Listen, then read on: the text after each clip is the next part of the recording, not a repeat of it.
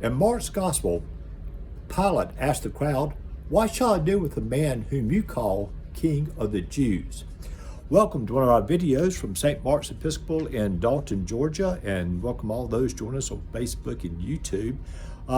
Today is Palm Sunday, and today we at St. Mark's, as many Christians around the western part of the world, are celebrated by reading beginning to read the Gospel accounts of Holy Week, beginning of Palm Sunday, and it starts out with the crowd yelling Hosanna as Jesus enters Jerusalem on a colt, and ends up a few days later. It doesn't end, but a few days later, the same crowd, or many of the same people probably, are yelling, "Crucify him, crucify him."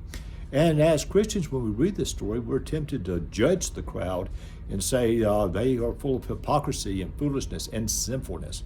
Well, the crowd does represent the sinful world, but we are part of that sinful world. It's not just the Jews of the first century who changed their minds about Jesus and go one way or the other, but no, we're part of that world also. We should not just forget that.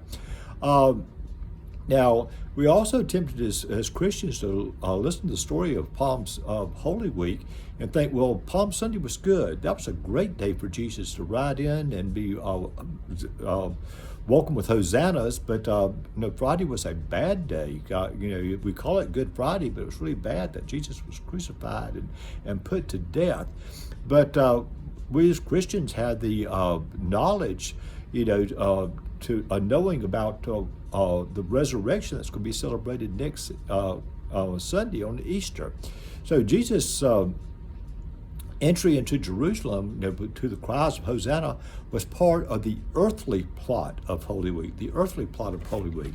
But we need to pay attention to God's plan for our salvation and how the story fits into that. Now, God's plan for salvation actually required the crucifixion.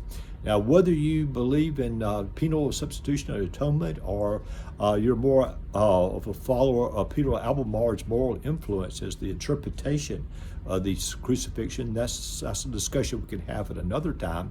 But God's plan for our salvation was to reconcile us to himself. And as part of this plan for salvation, Jesus offered himself in full obedience and love, even unto death. And Jesus took the sins of the world, the past, the present, and future sins, took those on as a demonstration of God's love and the solidarity of God's love with human suffering. That is God's plan for salvation. Now, this week we will relive the earthly events of Holy Week, and commemorate those things. But we do this